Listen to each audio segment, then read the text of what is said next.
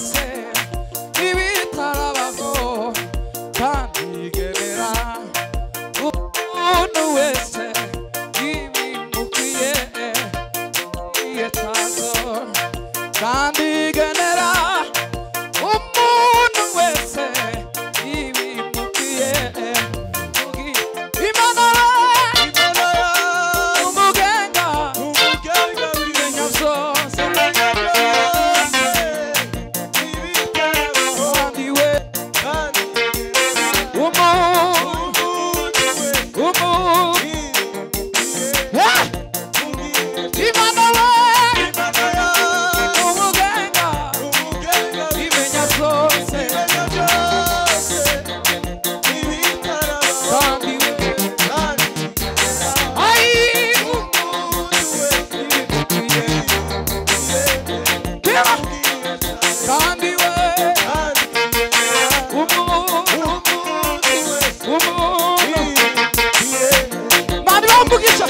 kandi we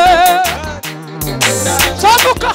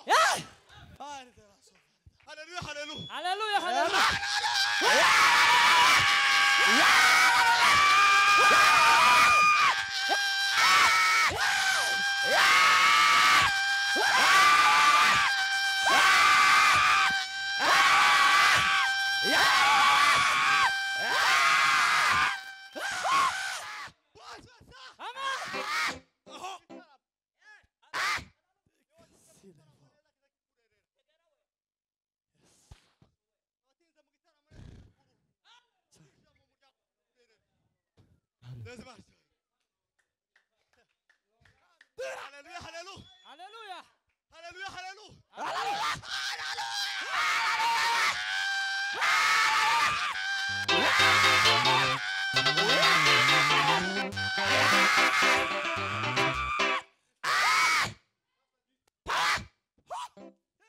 Niko sha usabune. Wihute ndugu yangu. Wiruka wamugira nko kwijana na 80 90. Unani gutibuke. Unani gwatibuke. Igisimba cyo hasi ntitukizi.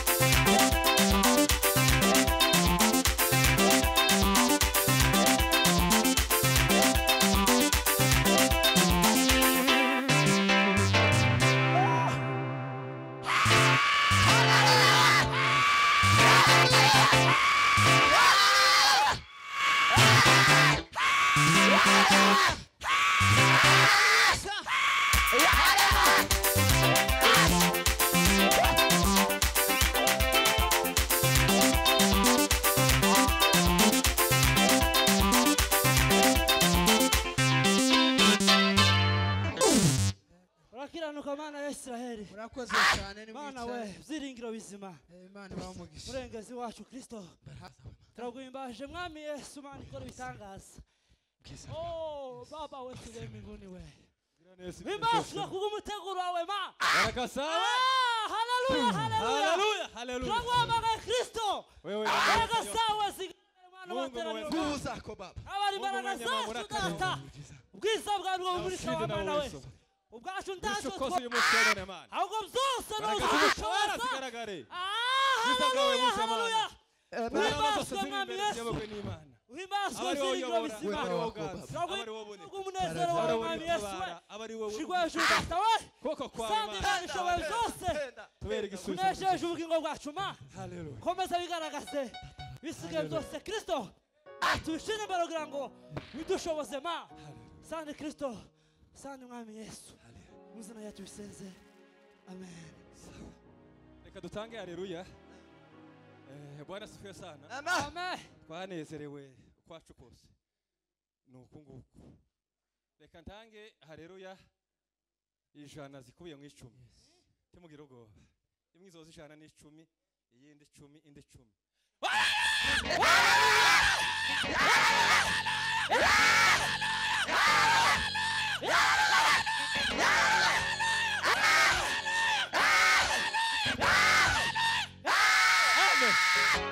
Nuko izo zirashize.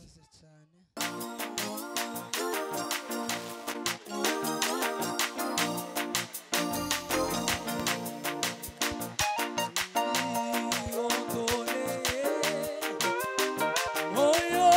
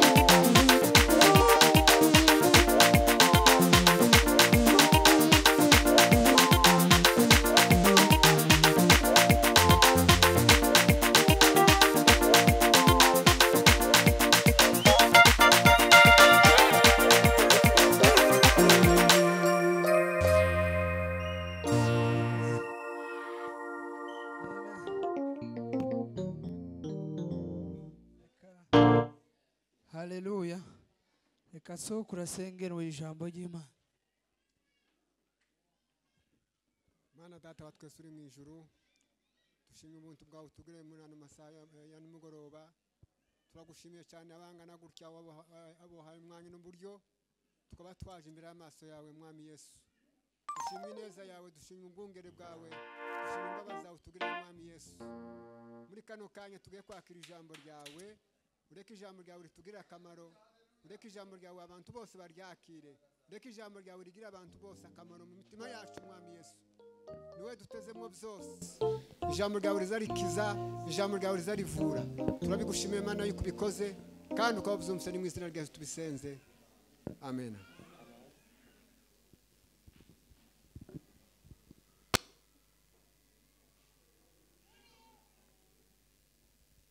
Bwana sifiwe. Nibadufashe gusoma mu butumwa bwiza uko bwanditswe na Yohana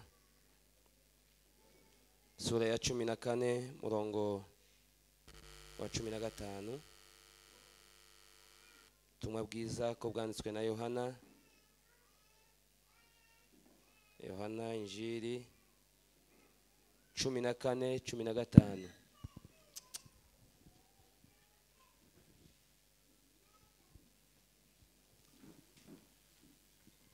Ubutumwa bwiza bwa Yohana 14:15. Arabango nimunkunda muzitondera amategeko yanje, nanje nzasaba data nawe azabaha undi mufasha wo kubana namwe ibihe byose. Soma umurongo wa 15 wonyine. Arabango nimunkunda muzitondera amategeko yanje. Amen. Amen. Subira usome nanone indura page kuri 15:14. Muri ubwo butumwa bwiza bwanditswe na Yohana 15:14. 15:14. Arabango muri inshuti zanje nimukora ibyo mbategeka. Amen. Subiramo bantu nibategera ijambo ry'Imana, Bibiliya zivuga neza kurusha umuntu. Arabango muri inshuti zanje nimukora ibyo mbategeka. Amen. Muri inshuti nimukora ibyo mbategeka. Amen. Amen. Mani guha umugisha Pastor. Mani kugirire neza. Duhe Imana icyubahiro. Haleluya. Dushimye guhagarara imbere yanyu kubera ubushake bw'Imana ngo tugire icyo tuganire n'imitima yanyu. Imana ishimwe. Tidutuye hano turabashitsi ariko dufite impamvu itugenza, niyo kuganira ijambo ry'Imana, niyo gukora imirimo y'Imana. Turabishimira Imana kubera ako kagiduhaye. Amen. Turashimira abanyamuhana bangana gutya, abakuru n'abato bemeye ngo baze baterane. Mwese Imana ibaha umugisha. Turi kumwe n'abashumba bemeye ngo duhagarare hano. Ibi ni ibyanyu nuko muhamuturera nuko mubitwemereye. Turabashimiye rwose kandi tuzi ko ngo mugomba icubahiro inkubwe zibiri. Bashumba, abayobozi, babyeyi bacu turabishimiye kandi turabashimiye kutwemerera ngo duhagarara ngaha. Imana iduhana imigisha. Dushimiye abantu benshi tutaza kuvuga amazina, tubona tuziranye. Siyo ntego guhagarara aha, si kuvuga amasano, abo tuvukana ku mubiri, abo twiganye, abo tuziranye, abo twakoranye, abo twaturanye, si cyo kigenderewe. Ariko biza binezeza umutima iyo udaherutse umuntu ukamubona kandi ukamubonera muri ibi bintu, biza bigusubizamo intege. Turabashimiye rero abo tuziranye ko turababona ndetse nabo tutaziranye, musa neza mwese kandi mwafashe umwanzuro mwiza wo kuza imbere y'Imana. Imana ibaha umugisha. Iyi mikrofone sinzi ko yayivuga neza. Je ko ndumva atari neza cyane. Hallelujah. Hanyuma turi yes bayikoze neza. Turi bamwe na bene data baterana hano uyu munsi ba ministeri yabarazwe dukorera i Bujumbura. Tuvuye mu ivugabutumwa igasorwe kuva ku wa gatanu ku wa gatandatu n'ejo hashize ku cyumweru. Twumvaga turushe kubera ko twarakoze, dukora byinshi, dukoresha imbaraga, turitanga, turyama bwije, tujuka kare, ariko twabonye ko tutoca hano bene data bazabaterana, bazabatarama. Titwaye tunaziranye cyane mu gitaramo. Turavuga ngo nubwo iriya mihango yo kubakira no kubashiraho ubuyobozi n'ibindi byose bitarakorwa kuko nico twari twagiye gukora igasorwe turavuga ngo ariko ntitwoca hareka tuze tutarama. Amen. Turashimira bene data batekereje ko twosangira izina mu mico y'abantu bamwe gusangira izina muhita mu inshuti gusangira izina gusa. Nimba witwa Joseph ugahura n'umusirikare kuri bariyeri witwa Joseph, iyo abonye ikarite yawe agasanga muri tirano atabaye gito, iyo ni impamvu yotuma mutangira kumvikana. Siko se habe n'umuntu witiranwa naso hari ukuntu uzumwiyumvamo. Hari n'abandi mu mico yabo iyo asanze witiranwa n'umwana wiwe uzwita umwana wiwe. Siko bimeze mu yindi mico bene ivyo nyine kwitiranwa kuba banyihasha mwese kuba bamuhasha mwese, ariko igikuru nukuba abakristo twese uku twahuye turi abakristo twavukanye kandi turi umuntu umwe. Imana ishimwe cyane. Twari ko tuvuga ijambo hari hakurya riri mu butumwa bwiza bwanditswe muri Matayo 28:19-20 rivuga ngo mugende muhindure abantu bo mu mahanga bose bige ku ishuri ryanje, baba bigishwa bose abagabo abagore abakora muri politiki abazungu abirabura. Yesu yavuze ijambo avutse aravuga ngo nahawe ubutware mu isi no mu ijuru, none ni mugende ntawo bimira mu ijuru, mugende muhindure abantu bose baje kuri iryo shuri kandi inscription biyandikishe babatizwe. Haleluya. Nyuma y'iyo inscription bamaze kubatizwa mubinjize muri programme y'iryo shuri, kandi ngo muzobigisha ikintu kivuga gute, muzobigishe kwitondera ibyo mwanumvanye byo nababwiye kandi ngo byose. Ariko muri iyo enseignement muri uko kubivuga muri uko kubikora nanje sinzoba ndi absa, ndore turi kumwe guhera none kugeza ku mperuka y'isi. Duhe Imana icubahiro. Haleluya. Bwana sifiwe sana. Ariko turatekereza ngo se kubera ko abantu bagomba guhinduka, kandi yariko bibwira bigishwa bari basa nk'abahindutse. Tukavuga yarazi ko abantu batazohinduka. Bantu Yesu yari mu isi, abafarisayo n'abanditsi bakora iyi mihango, bakora imikutano, bafite za Noel, bafite za Pasaka, bizihiza ibintu bimeze nk'ibi, bafite amakanju, bafite abatambyi, bazi ibintu byinshi. Yesu yasanzeho umubatizo, yasanzeho bazi kuvuga Imana, bagakora byinshi, bakiyiriza. Bwana sifiwe sana. Hallelujah. Ariko ngo bakabikora badahindutse. Bwana sifiwe sana. Murabyibuka muri ryavuga butumwa bakoze, abagishwa ba Yesu ngo barabyina kandi ngo barishima, ngo babwira Yesu tese kusa nk'utafatishije, kandi Yesu ntazanebwa. Byakugendeye gute? Ufite stress.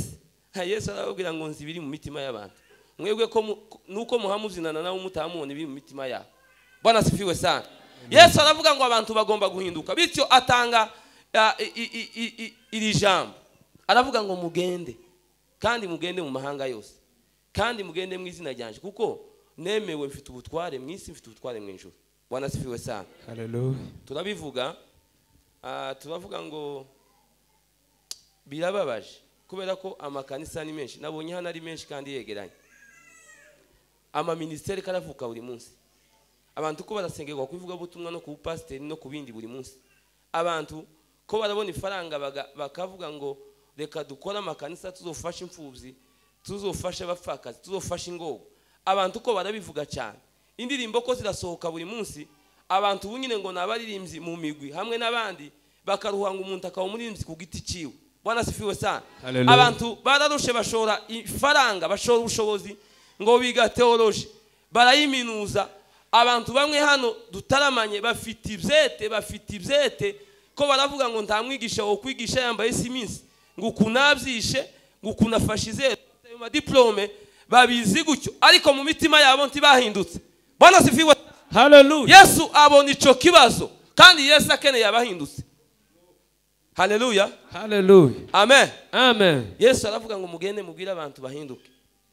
Bwana sifiwe sana. Amen. Amen. Nibyo twako tuganira ara hakurya, turabiganira cyane, tuvuga ukuntu abantu bohinduka, n'ibyiza byo guhinduka, n'impamvu yabyo, abantu bakareka kwishushanya. Dusanga biroroshe guhinduka kuko umusivile bo mufata agahinduka umupolisi babimwigishije. umuntu w'agahonja bamufata bakamumwandikira ibyo kurya byiza agahinduka akaba munini. Umuntu w'umukene yabonye akazi agakoresha ifaranga neza yohinduka umukire. Twasanze byoroshe, twasanze hari ibintu byinshi, twasanze abantu baza bahinduka no mu mazina no mu mafonction, twasanze. Bwana sifiwe sana. Abantu bari ba methodiste ubu ni ba gerizo, abari ba sepake ni ba agape. Guhinduka dusanga mu buzima buri munsi turaduhinduka. Bwana sifiwe sana. Abana twasize undi mwaka twasanze barahindutse. Abo twasize bagikomeye twabonye barashaje. Turavuga ngo se gituma buri munsi abantu bahinduka hano inyuma de façon physique ariko indani bikagora. Bwana sifiwe sana. Amen, amen. Dusanga bafite ikibazo cyo kudasoma ngo bitondere kuko Yesu yaravuze ngo mubahinduze kwitondera. Bwana sifiwe sana. Amen. Mubahinduze kwitondera izo nababwiye byose. Sico tugiye kuganira ariko reka tuvuge bukeya dusigire pastor umwanya w'abandi tutawukoresha nabi ariko nta mwanya ntahana mu ndebe mwanya turawukoreshereza hano. Nta mwanya nkeneye imuhira mwanya wanyu ndawukoreshereza nyine hano nta mwanya ntahana. Siko bimeze? Yego. Nta bukene bw'umwanya mfite iwanje uwo bampaye turawugabana hano. Dusomye ijambo. Yesu abwira abantu ngo nimunkunda muzitondera ariko nimba atari ubujyajya cyo nzobamenyeraho ko munkunda muzitondera iki mategeko yanje. Bwana sifiwe sana. Dufite ikibazo abantu bakavukana ari 10 mwamara gushaka n'abandi bashatswe mukaza mutangira gushaka ngo umwana ababyeyi bakunda kurusha undi ngo ye data ntaza numva. Abantu bafite ikibazo cyo kudakundwa ariko ntibagire ikibazo cyo kureba nimba bakora ibyo ababyeyi babategeka. Nta mubyeyi wo ubyara umwana ngo amwange ariko abana baza barutana mu gihe barutanyije gukora ibyo ababyeyi babategetse. Bwana sifiwe sana. Amen, amen. Bishop, Reverend Pastor n'abapasteri batatu ukazuvuga ngo wowe ntuzuba ajwe wiwe uzuguma kuba wa kane kubera iki uri manyanga ntuza wumva ugira indimi nyinshi wamara ukazubwira abakorari ukabwira abamama ngo wowe barakwanga.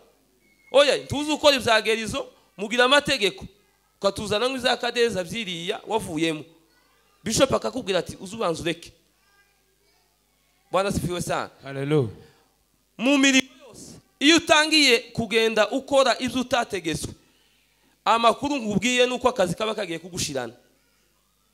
Iyo bakubwiye ngo ni sazi biri ku kazi ukazurenza mu idakika 5 bwacu karenza ngo 20 ko barashaka umukozi ugusimbura utangiye kuja hirya y'amabwire. Bwana sifiwe. Amategeko n'amabwirizwa biza bikurikizwa kugira ngo umuntu agaragara ashimwe neza. Bwana sifiwe sana. Amen, amen. Bityo Yesu abantu n'ubu nyine abantu baza baririmba bakavuga ngo Yesu tumukunde cyane ariko Yesu yarazi ko muzohimba izo ndirimbo kandi mugahimbaza. Mwabonye bana bahungu kuntu bababyina bafite imbaraga dufite imbaraga ko turabyina ariko Yesu sibahare karavuga ngo nimba munkunda si ukubyina gusa mwitondere amategeko yanje. Bwana sifiwe sana. Amen, amen. Abantu bakunda ngo bagire inshuti nyinshi. Habe n'umuntu uriya muntu uzubona ufite igitinyiro uzugucaho ntakuramutse agasa nkaho atakwitayeho. Umunsi umwe yo gucaho akumva kurabwira abantu ko umukunda yohitamo inshuti yawe. Habe n'abakomeye bakeneye ngo n'abantu boroheje babe inshuti zabo kuko umenya amakuru k'umwana mutoya muri quartier akwangira ikintu runaka uworara na insecurity uba ukiri umuntu ufite ubuntu mu mutima wawe. Bwana sifiwe. Bityo tuba dukenera ngo tugire inshuti nyinshi tukazikwega ariko bumwe tukazikwegesha amagambo bitavuye ku mutima tukazikwegesha amafaranga tukazikwegesha ubujyaje ariko Yesu aravuga ngo muri inshuti nimukora ibyo mbategeka. Bwana sifiwe sana. Amen, amen. Umuntu yoterana akaba yarabatijwe akaja muri ministeri akayobora ikorari ukubaha amategeko y'ikanisa ukaja muri burakeye ukazutanga icya 10 ukaruha ukizegwa ukaba umudiyakoni ukabika ifaranga z'inyubako inyubako ikarangira bakavuga ngo basengere abavenjaliste ugasengerwa bwaca pasiteri wari uhari agasaza uwundi akabunga nawe bakagusengera. Bwana sifiwe. Ariko utarakora ibyo Yesu ashaka. Bwana sifiwe sana. Amen, amen. Nico kibazo dufite, si mu makanisa no mu miryango. Mu miryango dufite ibyo bibazo. Umugabo akavuga atoya njewe ninje mugabo wa muntu narakubwiye ngo biza bigenda gutya. Umugore ati nanje ninje mugore wa muntu byo simzumva. Kera divorce bigiye kuba siko umugabo yakubwiye ngo azajya kare cumba kare, atari uko murakorogana kandi nta kindi mugiye gupfa, ugiye gukora ibyo atakubwiye. Iyo ushaka ubushuti ku muntu uzubanza ugashaka kumenya ibyo ashaka wamara ukabigenderamo. Bwana sifiwe sana. Amen, amen. Iyo ushaka kuba inshuti ya Yesu Kristo, ushaka kuba inshuti y'Imana, uzubanza ukavuga ngo ese Imana ikunda iki, Imana yanga iki, ukamenya ngo Imana ikunda ibi, Imana yanga ibi, ugatangira urugenzi rwo gutangira gukora ibintu. Uzi ko ibintu bitagoye, ibintu bitangira kugora iyo dutangiye kureka kubikora.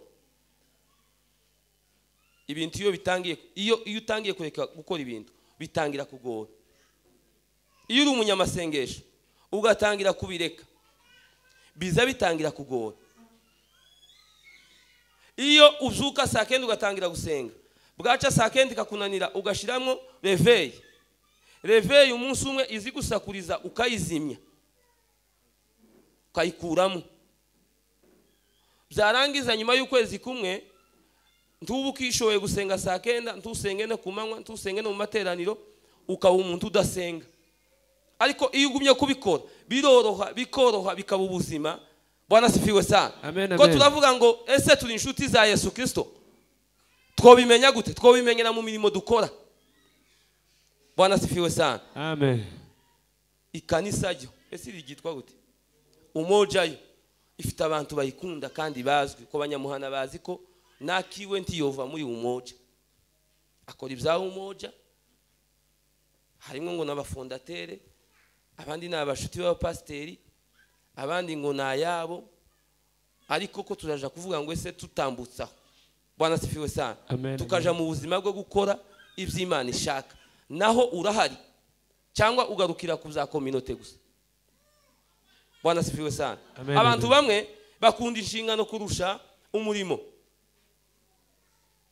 Ubu nyine ubupasiteri ntibuza bushira, ariko ko turatekereza ko abapasiteri bose bo kwisi bo bakura ku bupasiteri, tihobora abapasiteri banebwa batagifite izo nshingano.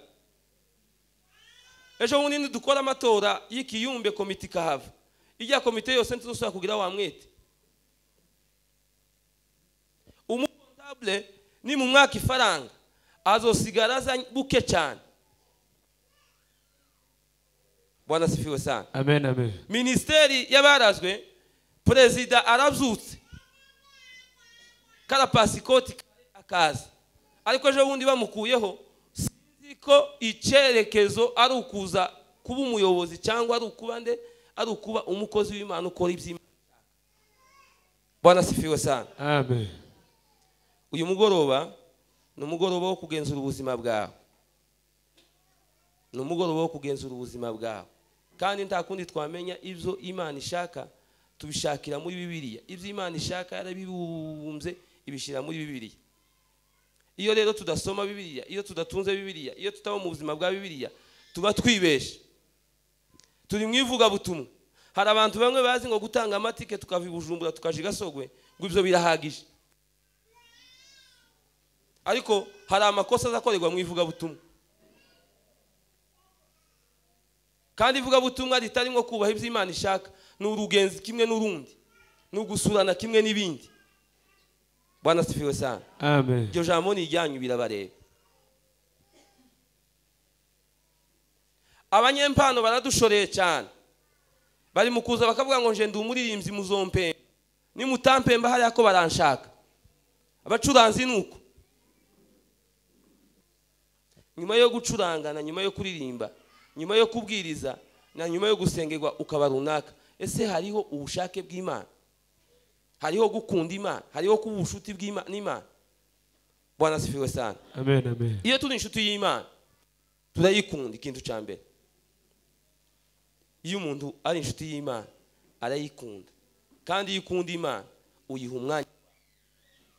Kandi gukunda Imana tituyishakira mu mibyizi no mu makanisa, tuyishakira muri Bibiliya. Ukazuvuga ngo ese Imana yavuze iki gihe cy'aba Mose, Imana yavuze iki gihe cy'aba Abraham, Imana yavuze iki gihe cy'aba Yeremiya, Imana yavuze iki gihe cya Yesu, Imana yavuze iki mu gihe cy'imperuka. Nzitwara gute muri no muhana? Bizogenda gute? Iyo ukunda Imana uzuba muri Bibiliya ukazuga mukaganira nayo.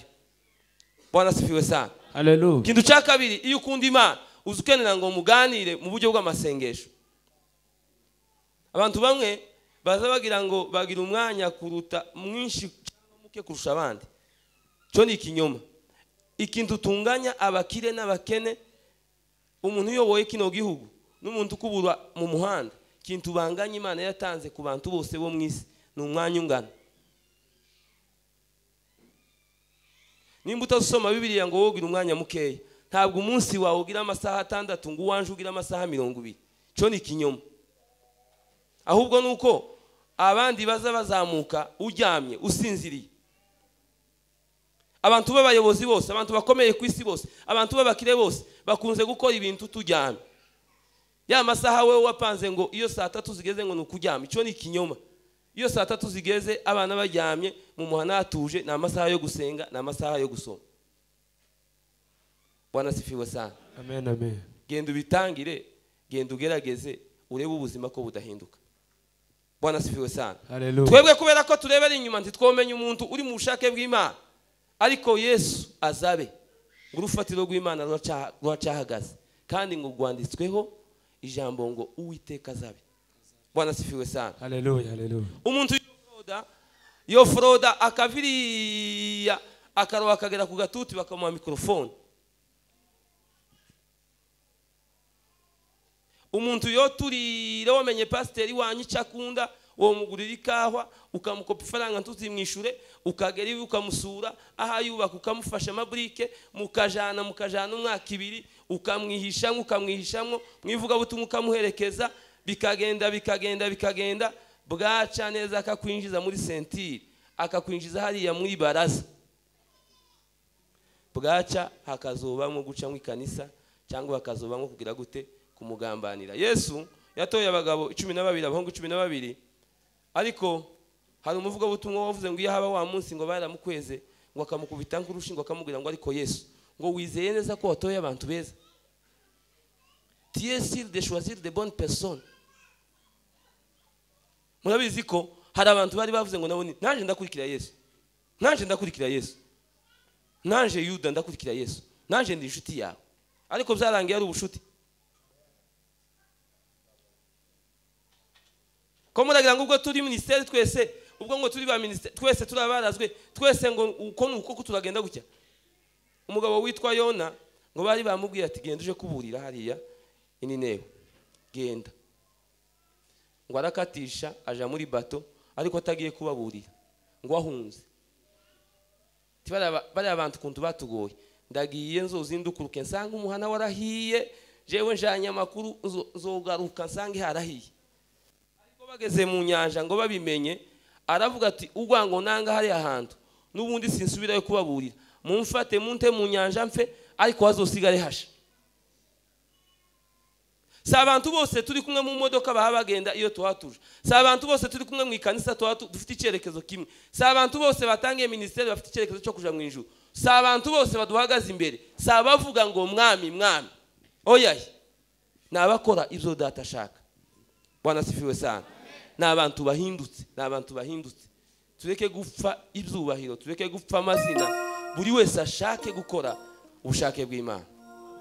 Bwana sifiwe sana. Hallelujah. Ndasoje. Hallelujah.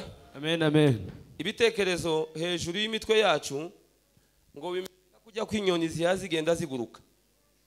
Bitekerezo de mauvaises pensées zizagenda hejuru yacu, kandi zizazitibuka. Umuntu aza tiwo hitamwe izutekereza cyangwa ibitekerezo bigutibuka ngo bize bitibuka ari byinshi, bikaza bimwe ari bibi, ibindi bikaza ari byiza.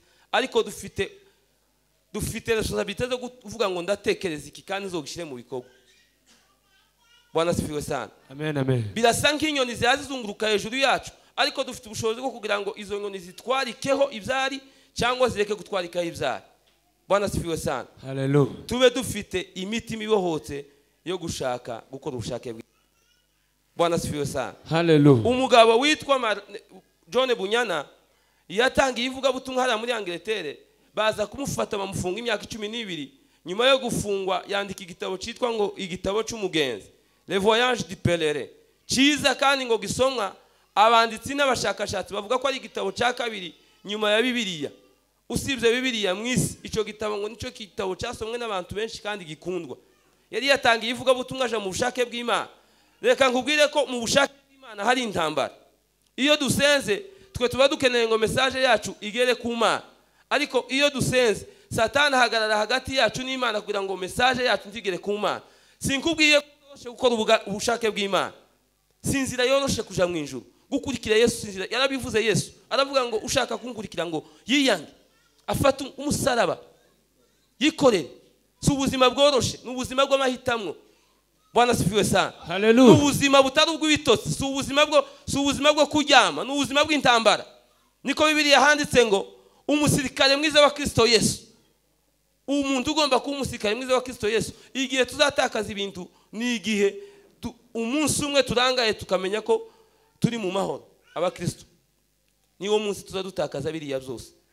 Ariko buri munsi iyo duhagaze nk'abasirikare, Bibiliya yitwita abasirikare.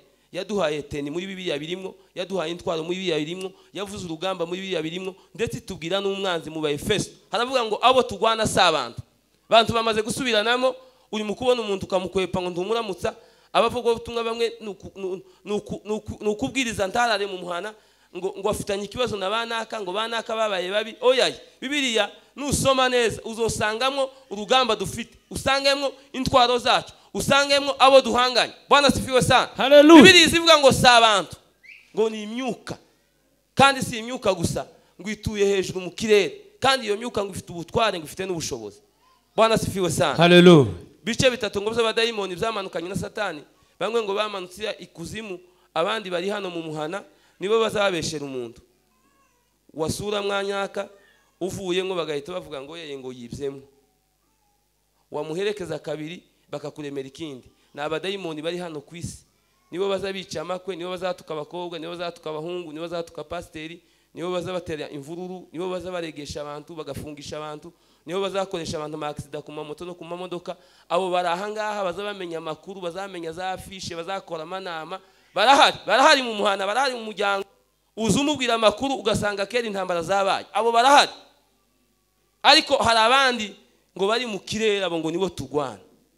Bwana sifiwe sana. Hallelujah. Intwaro zirahari mu Efeso 6 usome urazumva. Bene data, tugomba guhindura ubuzima bwacu. Igihe cya blague twagendeye mu mablage, kubona ko abantu bose babyina, abantu 100 mu ikanisa bobyina kimwe, bose bonezerwa kimwe. Titwatanga isa kenda, hari umuntu mwabonye warize? Abantu tibicaye muno babacuruza. Turahindutse se? Hahindutse bangahe? Ninde ufite uwo mutima wo guhinduka? Ninde ukunze Imana?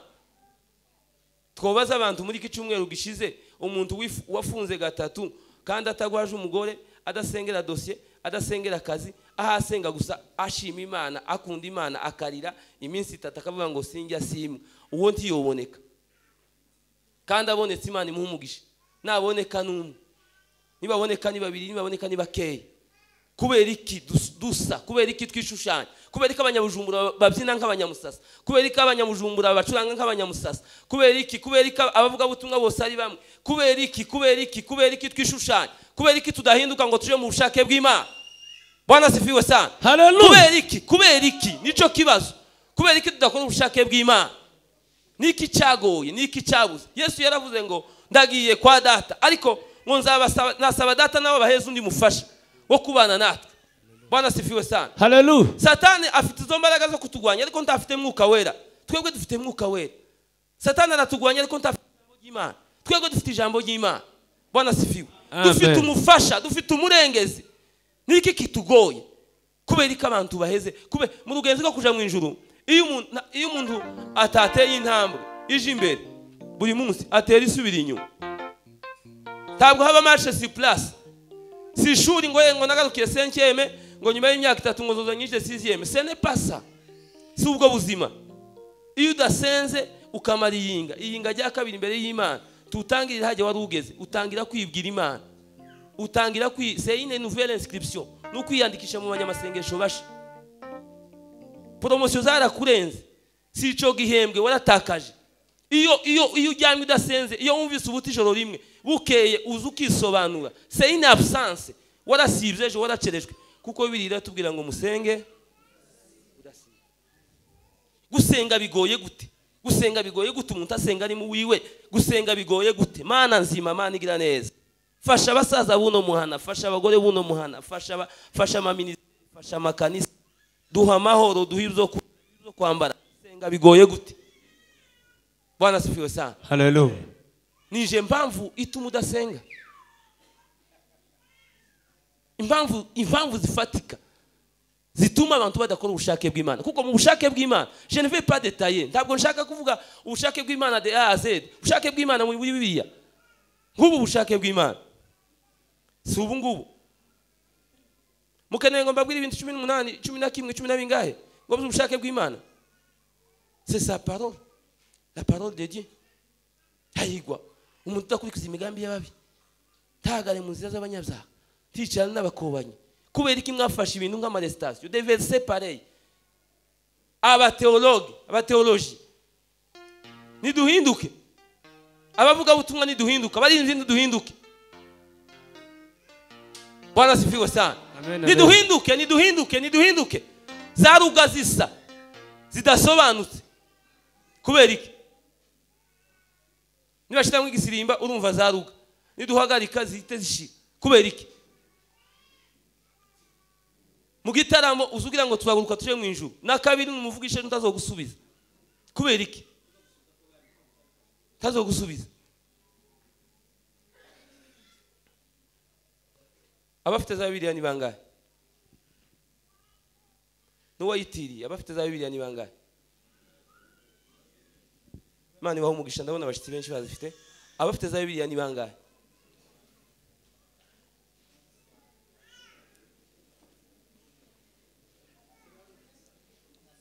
Ninde ufite ikarita yiwe hano? Mwese mufite ibyangombwa? None se ikisi cyangwa cy'abakristo? Bagufate bagufunge, uri fraudere mu materaniro. None Changombwa cyawe kirihe? Tuzatujana n'abantu badafite ibyangombwa. Tujane nabo muri rugenzi. Bazotuma natwe tunani. Bazotudistire. Nigute birivuga ngo ntukarorere. Gusoma ubuhanuzi byanditswe muri ubuhanuzi iki gitabo. Nimba umuntu ari umunyeshuri akaba yoba mu ishuri bakiga akerekana nkaho ashoboye, azosubiza twa tubazo duke bamaze kwigisha, ariko nyuma y'amezi 3 ndukora ikizamazo buwanyuma. Nibyo by'igisirimba, nibyo by'amakorari. Nibi batubwiye hano ngo nitube nk'abiterera two bishobora. Ariko ejo Satani ngo yasanze Yesu avuye mu minsi 40 y'amafungo, ngo baraganira. Satani amubwira ikibazo cya mbere, amubwira icya kabiri, amubwira icya gatatu. Yesu ngo amenya ko ari Satani, ngo aramubwira ngo have Satani. Yigira marayika azamubwira ati urashonje. Ngo baraganira ikibazo cya mbere, Yesu aragisubiza. Icya kabiri Yesu aragisubiza. Icya gatatu Yesu ngo aravuga ati yo Satani genda, biranditswe ngo uzaramya Imana yawe, genda. Satani ngo aravuga ati bamenye, ngo aragenda amutega undi munsi, amutega igorogota, amutega ku musaraba. Bwana sifiwe sana. Hallelujah. Nimba tudafite Bibiliya, nimba gusoma, hari umunyabwenge bavuze ngo umuntu uzi gusoma ngo ntabikore, ngo ntaca rusha utazi gusoma. Umuntu uzi gusoma ariko utazusoma ukwicara utabizi nawe ubizi ntuzi usoma none urandushike oya uramurushike nimba uzi gusoma utazusoma nawe ntuzi gusoma yaba wari uzi gusoma ubusoma abantu bafashe za Bibiliya barazigura barazikoresha ibujumbura n'amacini bagura agasakoshi batera umusumari mu cyumba hejuru abana batogera turavano yama yimanika n'iyinga zo yimanure ariko ngo yabaye mwarimu ngo muri 80 ngo nankana kabiri ngo mwarimu utarabaho nta kibazo wabaye mwarimu ariko uzusoma Bibiliya kandi uzukusenge tuje mu ijuru duhe Imana icyubahiro. Haleluya haleluya Bwana sifiwe sana. Amen. ubuzima buhindutse subwo abapasiteri subwo abayumbe twagiye twireba cyama ministeri hano ni 10 nangahe abayumbe dufite komite dufite urubuga dutanga ifaranga dufite abayobozi ariko guhinduka no gukora ubushake bw'Imana byarananiranye amakorali na amarepetition juruwe mwese ndawayihimbye nimuhinduke kubera kudahinduka kubera kudasoma titugira n'imbaraga zo guhimba tahishurirwa ariko wasonye Bibiliya biroroshe. Bwana sifiwe sana. Haleluya. Some ijambo ry'Imana dusenga Imana tube muzima buhindutse tabwo twoflata Yesu ntitwomubesha azi biri mu mitima byacu azi buri wese. Bwana sifiwe. Amen. Imana izi buri wese izoyibwira cyo gituma dufite iyo ntambara tubwiye abantu ngo nibitware nkuko Bibiliya ivuga cyangwa tugize ngo tubashire mu mategeko yuko Imana ivuga tuba twiremeye intambara. Abavuga butumwa dufite ubwoba abayobozi bafite ubwoba umuntu w'umukire muno ufite ifaranga niwe wasigishije bino niwe waguze vandaratere n'ama mikrofone n'agatuti ariko agira za ntege nke wozivuga gute ariko Yesu yari umuvuga butumwa utagira ubwoba yakazabwira abayuda abatambyi n'abanditsi ibikupi bari mu makanjo kababwira ngo mwanjyajyamo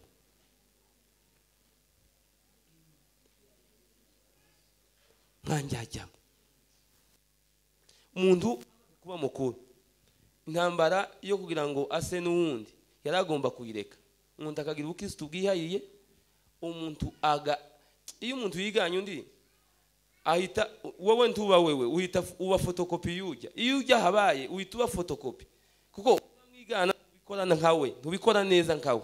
Hari n'abantu baza bavuga ngo mu musengere ngo agira amafuta nkaya naka tiwogira amafuta nkaya nakanti yo guimbaraga ziwe iwa Janiki nakanti yo guibanga giwe kuko dufite amakuru ya Samson watanze ibanga tuzi uko byagenze. Abandi bantu tibahabagwana no gushaka ubushake bw'Imana ko baravuga gusa ngo baravuze ngo muri umoja ngo umuntu ngo arangije theology ngo ahita asengego ari mu gutonda kuri theology. Yes ni mwige kwiga ni kwiza no kumenya ni kwiza. Undi muntu arakwicaza akakubwira ngo se ubushake ni gute no kora kugira ngo naguke mu minsi mike bigitangaza mu minsi mike agasiga urugo akaje Bujumbura kiga yagaruka akagaruka atari igitangaza ngo muri Uganda niho hari theology nziza akagaruka atari igitangaza muri Nairobi akagenda akagaruka atari igitangaza bakamusengera ngo azohinduka igitangaza ntibikunde. Iyo utaraje mu bushake bw'Imana iyo utari mu ngo rw'Imana uzogumube wa wundi umuntu atangira kuba mwiza umunsi afashe umwanzuro wo guhinduka agasa n'ubushake bw'Imana. Umuntu aba mwiza umunsi afashe umwanzuro wo kureka icyaha. Umuntu aba mwiza iyo atandukanye n'icyaha cya gitondo atangira kuba mwiza ariko iyo utarakora ubushake bw'Imana uzuvuga ngo barakwanga ugatangira kugenda nk'umuntu wa gito bigatuma n'abantu bakwanga. Nakira ijambo ry'Imana.